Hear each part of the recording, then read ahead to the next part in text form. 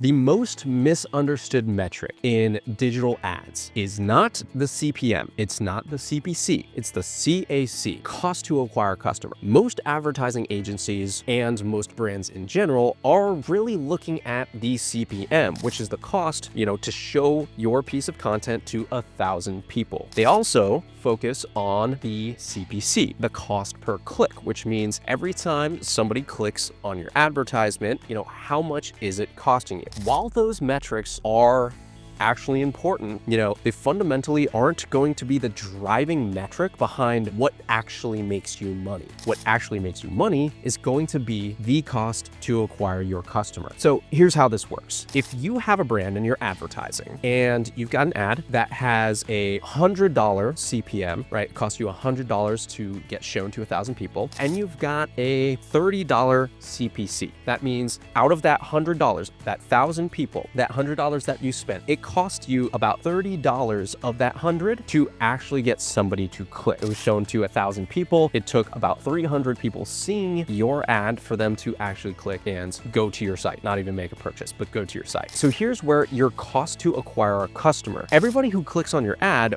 won't make a purchase. In fact, a small percentage of the people who you spent $30 to click on your ad will then make a purchase, right? A smaller percentage. So then we start looking at the more important metric, ROAS, return on ad spend. That means how much did you have to spend to actually get a purchase? That is fundamentally closer to the metric you want to be looking at, right? How much did you have to spend to get a purchase from your advertisement is your ROAS. So now you're able to use the ROAS metric to then get basically an average over all your campaigns for how much it generally, on average, costs you to acquire a customer. From there, you can calculate exactly what your margin is and if your business is going to be healthy advertising at that CAC. And if you're not, what you want to do is start finding ways to make your product or make your average order value and your margin higher every time you get a purchase. That's it. So at the end of the day, you take your CAC,